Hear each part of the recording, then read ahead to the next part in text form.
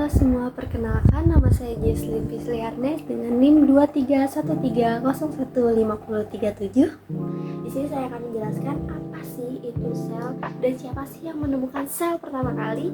Simak video selanjutnya ya. Teman-teman tahu nggak sih sel pertama kali ditemukan oleh siapa? Jadi, penemuan sel pertama kali ditemukan oleh Robert Koch pada tahun 1665, yang dimana Robert Koch ini melakukan pengamatan dengan menggunakan mikroskop yang dia rancang sendiri, dan dia mengamati sayatan tipis gabus yang merupakan jaringan mati dari pohon. Kemudian dia menemukan struktur yang berongga kecil seperti yang kita sebut seperti sel, atau dalam bahasa Latin biasa disebut cella atau cellula, yang berarti ruang kecil. Nah, istilah nama Latin ini digunakan karena bentuk sel pada saat pertama kali ditemukan oleh Robert Koch.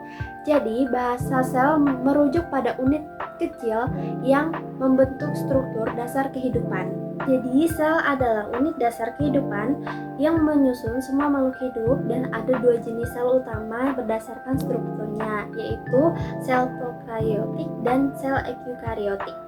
Yang pertama, sel prokariotik adalah sel yang tidak memiliki membran inti, contoh nukleus. Nah, jadi sel prokariotik ini tidak memiliki membran inti dan tidak memiliki sistem endomembran. Sel prokariotik ini secara umum itu terdiri dari sitoplasma, ribosom, mesosom, pili, kapsul dinding, membran plasma, dan flagella, dan yang terakhir ada nukleoid atau DNA selikular. Jadi, bagian sel prokariotik ini tadi memiliki fungsinya masing-masing ya. Pertama, dinding sel sebagai pelindung dan pemberi bentuk tubuh yang tetap.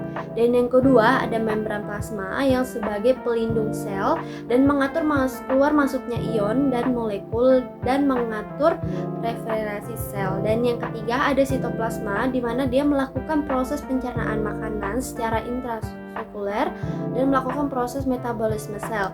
Yang keempat, ada mesosom di mana mesosom ini sebagai penghasil energi, dan yang kelima ada ribosom di mana ribosom ini tempat berlangsungnya sintesis protein, dan yang terakhir ada DNA sebagai pembawa informasi genetik yang akan diwariskan untuk keturunan, dan yang keenam ada RNA di mana RNA ini membuat kode genetik sesuai dengan DNA dalam bentuk asam amino.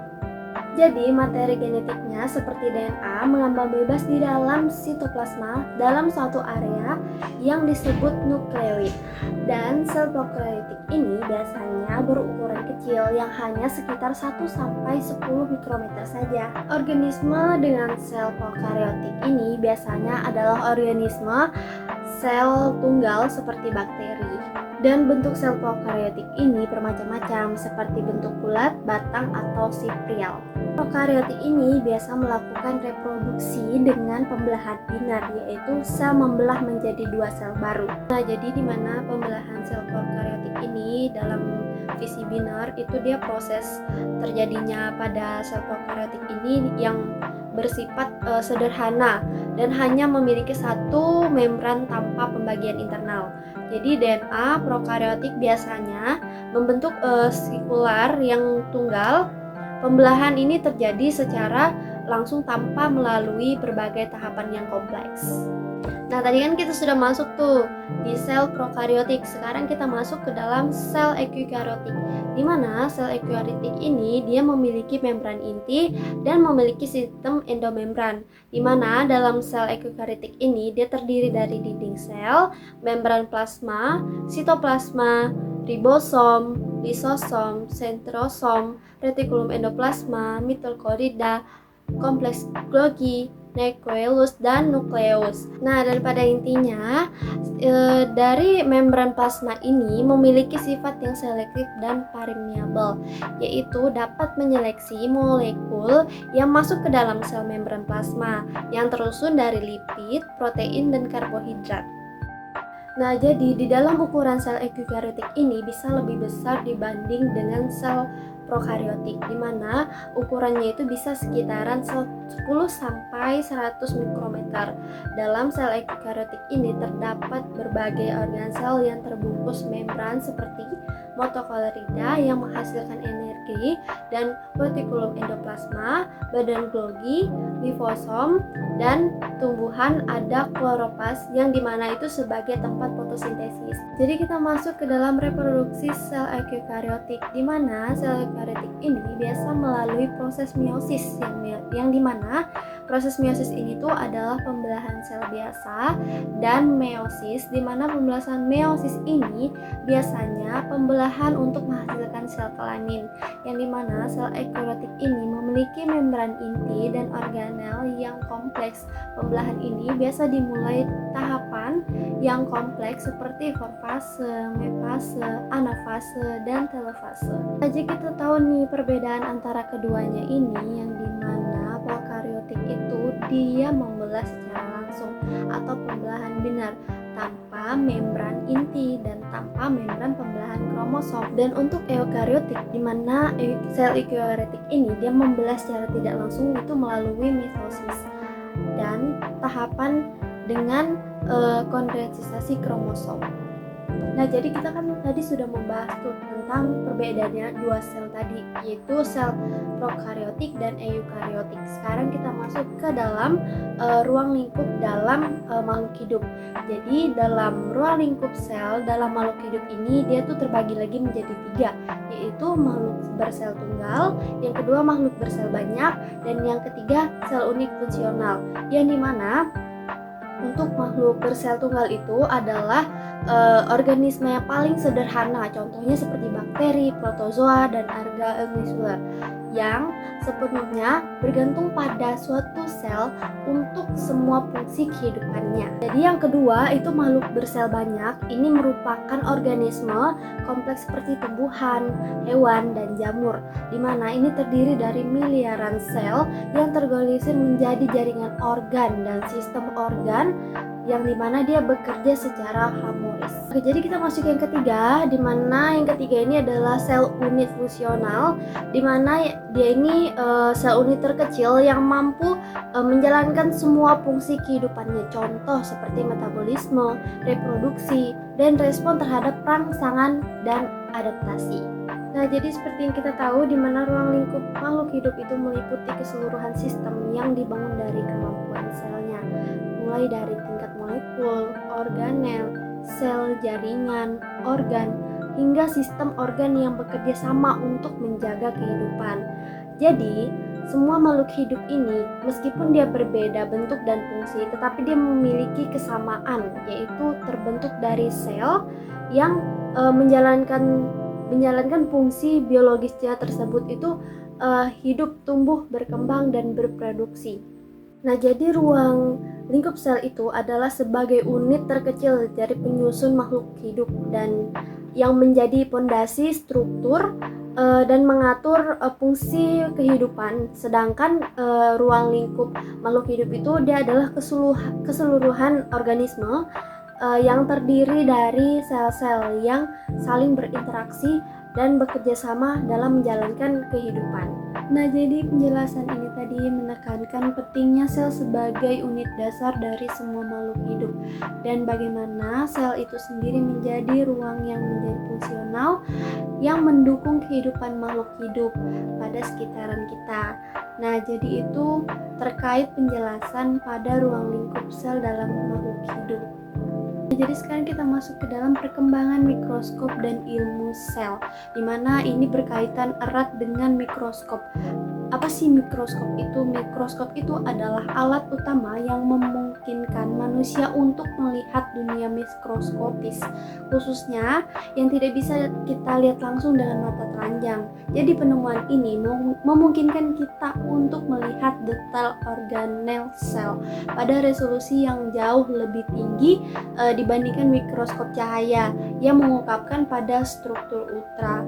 Jadi pada pengembangan mikroskop ini kita bisa tahu dan kita bisa masuk ke dalam penemuan DNA dan kromosom, di mana identifikasi DNA ini sebagai materi genetik dan pemahaman dari struktur kromosom, di mana di dalam biologi sel itu yang kita diinformasikan sebagai herediter yang ditransmisikan dan dideskripsikan ke dalam sel.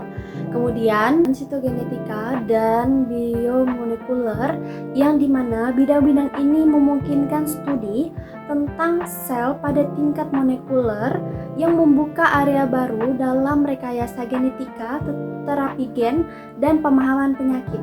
Nah, jadi organisasi ilmiah jurnal khususnya untuk biologi sel ini dimulai pada tahun 1960-an dan menandai kedatangannya disiplin ilmu ini.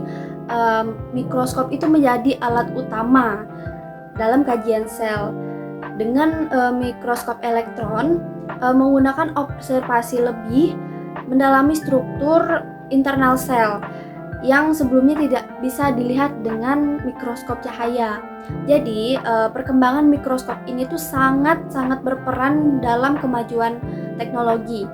Dan dari terdirinya mikroskop optik yang sederhana hingga mikroskop elektron yang kompleks, jadi membuka cakrawala baru dalam memahami kehidupan tingkat seluler dan molekuler. Nah, jadi kita sudah tahu tuh, kita udah masuk ke dalam perkembangan mikroskop dan ilmu sel. Jadi setelah itu kita tahu lagi nih, apa dampak dari penemuan sel dan bagi ilmu pengetahuan dan kesehatan. Jadi itu dibagi menjadi 3 lagi. Yang pertama, dia memahami penyakit. Yang kedua, dia menjadi bioteknologi dan rekayasa genetik. Yang ketiga, dia menjadi dasar evolusi. Yang dimana memahami penyakit, yang pertama, dia itu bisa mengetahui tentang sel, memungkinkan kita untuk mengidentifikasi penyebabnya penyakit itu apa dan tingkat selulernya itu apa, dan membuka jalan bagi pengembangan diagnosis, terapi, dan obat-obatan yang lebih efektif lagi gitu. Dan yang kedua itu bioteknologi dan rekayasa genetik, yang dimana dia ini memanipulasi sel adalah inti dari bioteknologi dan rekayasa genetika yang menciptakan inovasi dan produksi, contohnya insulin, hingga tanaman transgenik yang lebih baik. Lalu kita masuk yang ketiga. Yang ketiga itu adalah dasar evolusi, yang dimana dasar evolusi ini dia memiliki konsep dasar untuk memahami evolusi dan keragaman hayati, yang dimana dia ini menjelaskan bagaimana sih spesies itu berkembang dan beradaptasi dari unit dasar kehidupan, seperti itu ya. Nah, jadi kita dapat simpulkan nih dari awalnya penemuan sel dan ruang lingkup sel itu apa aja. Jadi kesimpulannya itu adalah fondasi kehidupan yang terus berkembang. Jadi kita lebih tahu nih, lebih memahami lagi terkait kehidupan di kehidupan sel dan tentang organisme mikroskopis hingga struktur yang lebih kompleks oleh manusia. Dan penelitian sel itu terus membuka wawasan baru untuk kita dan menyediakan solusi di dalam bidang kesehatan dan dalam ruang lingkup. Nah, jadi kesimpulannya sel itu adalah unit dasar kehidupan yang menjadi fondasi bagi semua makhluk hidup, dan sel ini juga memiliki kemampuan untuk menjalankan fungsi kehidupannya seperti metabolisme dan pertumbuhan, dan melalui pertumbuhan itu dia melakukan reproduksi, dan melalui proses pembelahan dan dispersi sel ini terus berkembang dan membentuk jaringan organ dengan struktur yang dinamis. Dengan kemampuannya yang bisa beradaptasi ini, sel memungkinkan kehidupannya untuk terus bertahan, berkembang, dan berinovasi di berbagai lingkungan. Jadi sel adalah fondasi kehidupan yang terus berkembang dan menjadi dasar keberagaman makhluk hidup di bumi ini. Nah, jadi itu tadi terkait sejarah penemuan dan perkembangan sel serta ruang lingkupnya. Nah, jadi buat teman-teman yang mau tahu video selanjutnya, jangan lupa ditonton ya video ini. Terima kasih, sampai jumpa, bye-bye.